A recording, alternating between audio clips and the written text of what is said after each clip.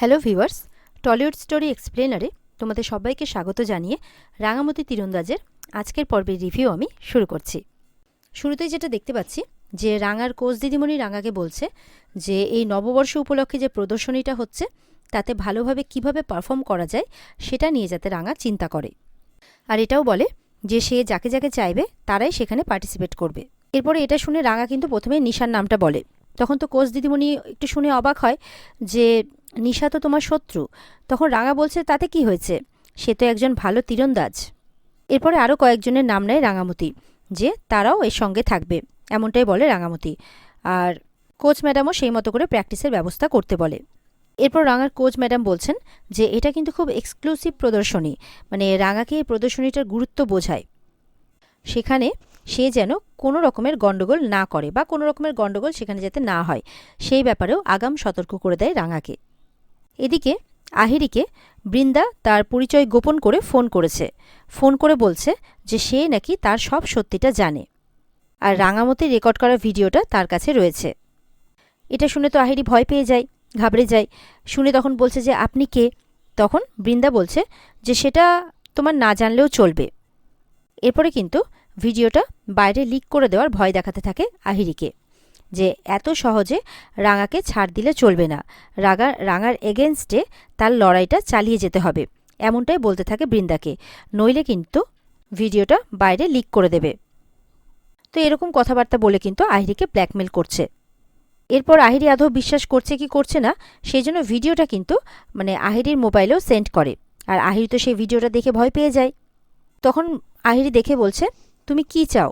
তখন বৃন্দা বলছে আহিরি যদি তার সাথে রাঙার শত্রুতাটা বজায় রাখে তাহলেই একমাত্র আহিরি বিপদে পড়বে না, নইলে কিন্তু চরম বিপদে পড়বে আর ভিডিওটা ভাইরাল হয়ে যাবে। এরপরে ফোনটা কেটে দেয়। এরপরে তো আহিরি মাথায় হাত দিয়ে চিন্তা করতে থাকে, বলতে থাকে যে আমি তো কিছুই বুঝতে পারছি না, আমি এবার কি করব? আমি কি রাঙাকে সবটা জানিয়ে দেব? কিন্তু রাঙাকে যখন সবটা জানাবো তখন যে আড়াল থেকে আমাকে ফোন করছে সে যদি দেখে ফেলে, সে যদি জানতে পেরে যায়, আমি কি করব ভগবান? তাকে কি এবার একটা অন্যায় ঢাকার জন্য একের পর এক অন্যায় করে যেতে হবে?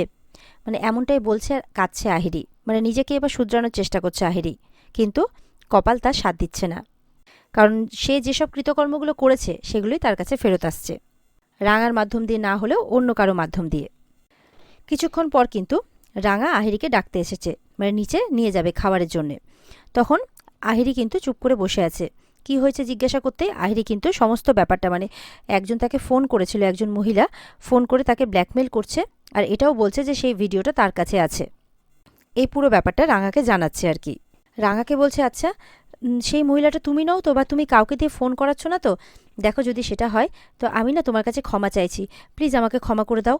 আমি তো তোমার কাছে সব সত্যিটা স্বীকার করেছি, বলো যে তুমি কোনোভাবে আমার সাথে বিট্রে করছো না তো? রাঙাকে বলছে প্লিজ রাঙা, প্লিজ আমাকে ফাঁসিও না, সত্যিটা সবার সামনে চলে এলে একলব্য তাকে আর কোনো দিনও ক্ষমা করবে না, তাদের সম্পর্কটা ভেঙে যাবে, সবাই তাকে খারাপ ভাববে আর কি, তার জীবনটা নষ্ট হয়ে যাবে। আর সে যা যা করেছে সবটা তো রাঙার কাছে স্বীকার করেছে, তাই রাঙা যদি ফোনটা করিয়ে থাকে তাহলে সে আবারও ক্ষমা চাইছে তার কাছে। এইসব শুনে রাঙা এবার বলছে যে না, আমি কিছু করিনি, আর আমি এসব কেন করতে যাব? তুই তো আমাকে চিনিস আহিরি দিদি, আমি যা করি সামনাসামনি করি, কেউ যদি আমার ক্ষতি করার চেষ্টা করে তাহলে আমি সামনাসামনি তাকে বুঝিয়ে দিই, সামনাসামনি বদলা নেওয়ার চেষ্টা করি, পিঠ পিছনে কোনো কাজ আমি করি না। এরপর রাঙা কী করে, আহিরিকে বলে কোন নাম্বার থেকে ফোন এসেছিল, ফোন নাম্বারটা দেখতে চাই। তখন আহিরি সেই মতো করে কিন্তু আহিরিকে নাম্বারটা দেখাচ্ছে আর কি, রাঙাকে ফোন নাম্বারটা দেখাচ্ছে যে এই সেই নাম্বার। তখন রাঙা বলছে আচ্ছা ঠিক আছে, আমি পরে তোমার কাছে এই নাম্বারটা নিয়ে নেব। এরপরে আহিরিকে এই বলে রাঙা আশ্বস্ত করছে যে আমি মুখে এক আর পেটে আরেক নইরে, আমি যা করি যা বলি সব সামনাসামনি বলি। রাঙা বলছে যে বা যারা সেদিন ক্যামেরাটা চুরি করেছিল তাদেরই কেউ তোকে ফোন করেছিল, তারা তো আর নিজেরা সামনাসামনি আসতে পারবে না, সামনাসামনি এসে ভিডিওটাও দেখাতে পারবে না, সেই জন্য তোর উপর চাপ সৃষ্টি করে আমাকে ফাঁসানোর চেষ্টা করছে,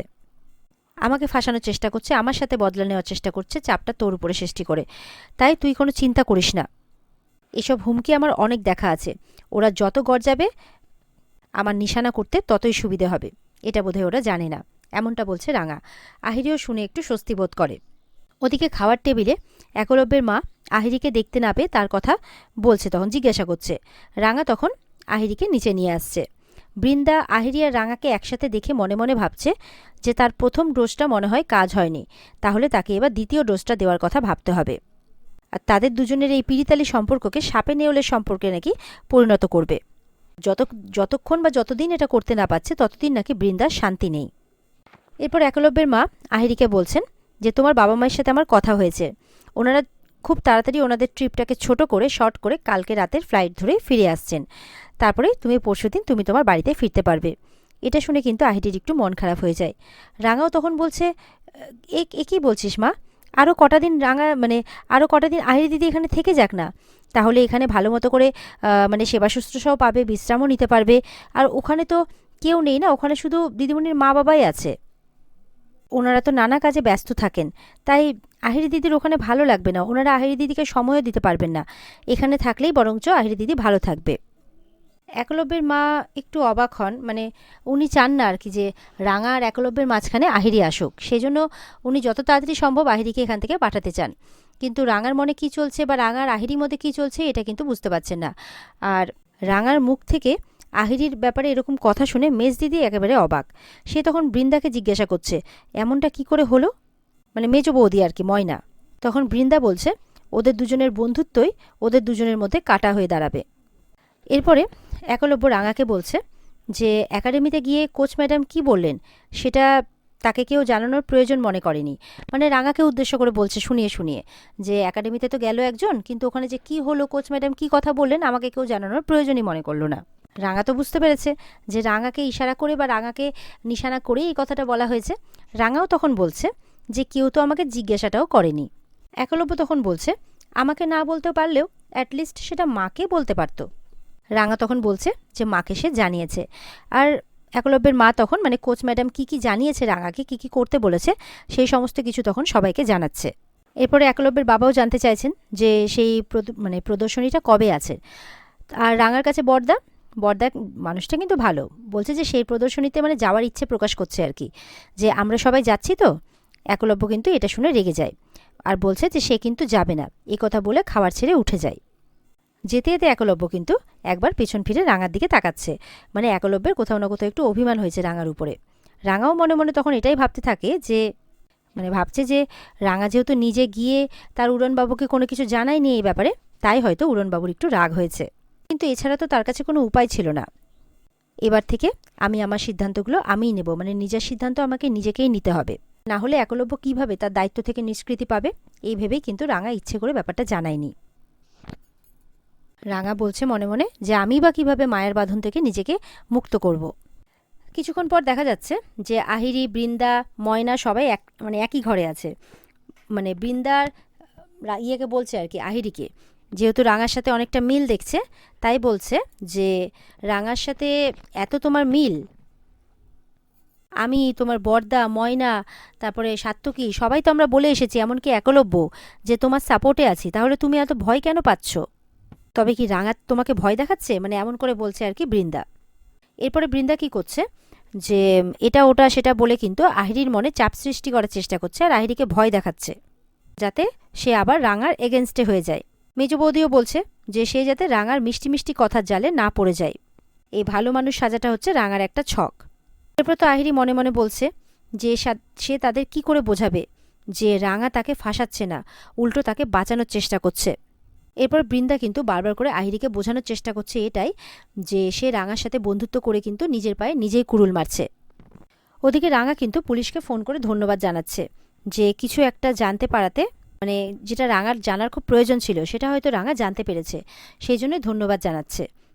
এরপরে তো ফোনটা কাটতেই পেছন ফিরে দেখে যে একলব্যের মা বাবা দাঁড়িয়ে আছে আর তাকেই লক্ষ্য করছে, তারই কথা শুনছে। এরপরে তো একলব্যের মা বাবা রাঙার কাছে জানতে চাইছে যে তুই কি করতে চাইছিস বলতো। একলব্যের বাবা বলছে যে তোর আবভাব দেখে মনে হচ্ছে যে সবটা মিটে গেছে, যদি সেটাই হয়ে থাকে তাহলে আমাদের জানা যে কিভাবে মিটলো, তাহলে তারাও একটা সিদ্ধান্ত নিতে পারবে। এরপর রাঙা কি চাইছে সেটা জানতে চাইছে একলব্যের মা বাবা, তাহলে তারাও সেইভাবে সেটাই প্ল্যান করবে, সেটাই বলছে আর কি। রাঙা তখন বলছে ও বাবা, তোরা তো মনে হচ্ছে এক্ষুনি সবকিছু না জেনে আমাকে ছাড়বিই না। এরপর রাঙা কিন্তু তার প্ল্যানটা মা বাবাকে বলতে থাকে। এটা শুনে কিন্তু একলব্যের মা বাবা অবাক হয়। ওদিকে দেখা যাচ্ছে অঙ্কুর সবার জন্য চাউমিন বানিয়েছে আর সবাইকে খেতে দিচ্ছে। একলব্যের বাবা বলছে ও বাবা সে কি আজকে তো নতুন সাজে, বলছে হ্যাঁ ওই আর কি বানালাম। ময়নাও তখন আমাকে দাও করতে থাকে, অঙ্কুর দিতে তখন দেয় আর কি, সবাইকে দিচ্ছে। এরপরে তো রাঙার খোঁজ করছে একলব্যের মা। তখন দিদিভাই এসে বলছে যে আসলে রাঙার শরীরটা খারাপ করছে, মাথা ব্যথা করছে, একবার নাকি বমিও করেছে, তাই নিচে আসতে পারবে না। একলব্যের কিন্তু শুনে একটু কেমন লাগে। বাড়ির সবাই চিন্তা করছে বমি করেছে, ওদিকে রাঙা কিন্তু শরীর খারাপের বাহানাতে কিছু একটা খুঁজছে। একলব্য বলছে পাকামোর জন্য মাথা ধরেছে মা, আগে ইনোসেন্ট ছিল, পাকামো করতো না, তাই মাথা ধরতো না। আহিরি চুপ করানোর চেষ্টা করছে, কারণ আহিরি মেয়েটা এখন অনেকটাই ভালো হয়ে গেছে, তার ভালো লাগছে না যে রাঙাকে ভুল বুঝছে একলব্য, কিন্তু কি করবে কিছু বলতেও পারছে না। একলব্য বলছে এখন নানা রকমের প্যাচ কষে, স্কিম চলে, প্ল্যানিং করে। বলছে যাই হোক ওষুধ খেয়ে নিলে ঠিক হয়ে যাবে।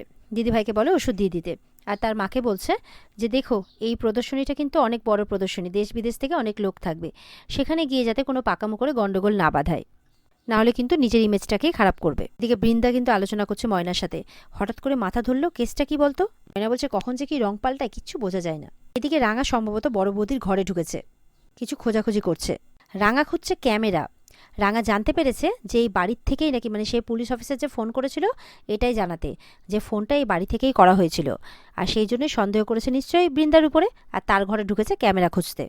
বলছে সেই ফোনটার সিমটা এই বাড়িতেই ছিল যেই সময় ফোন করা হয়েছিল, আর আহিরি দিদিও বলেছে যে কোনো মহিলা ফোন করেছিল, তবে সেটা বড় বৌদিদি ছাড়া আর কে হবে। নিশ্চয়ই ক্যামেরাটা ওখান থেকে তুলে নিয়ে কেউ বড় বৌদিদিকে দিয়েছে ভিডিওটা, তাহলে কি বড় বৌদিদি নিজের ফোনেই ভিডিওটা দেখেছে, এমনটা ভাবছে রাঙা। বলছে কিন্তু তাহলে ফোন কি করে পাবো, ওটা তো সবসময় বড় বৌদিদির কাছেই থাকে। এরপরে রাঙা খুঁজতে খুঁজতে কিন্তু বড় বৌদিদির একটা ড্রয়ার থেকে, মানে সেখানে অনেক গোপনভাবে রাখা ছিল, অনেকগুলো ফোন পায়। বলছে এতগুলো ফোন, তখন ফোনটা চেক করছে। এবার চেক করতে করতে একটা ফোনের মধ্যে কিন্তু কিছু দেখে রাঙা অবাক হয়ে যায়, আর এখানে আজকের পর্ব শেষ হয়ে যায়। তো বন্ধুরা, এই ছিল আজকের পর্বের রিভিউ। ভালো লেগে থাকলে কিন্তু অবশ্যই পর্বকে লাইক, কমেন্ট আর আমাদের সাথে জুড়ে থাকতে আমাদের চ্যানেলকে সাবস্ক্রাইব করতে তোমরা ভুলবে না। পর্বের বিস্তারিত দেখতে অবশ্যই আমাদের স্টার জলসার পর্দাতে, পর্বের বিস্তারিত দেখতে অবশ্যই স্টার জলসার পর্দাতে চোখ রাখবে।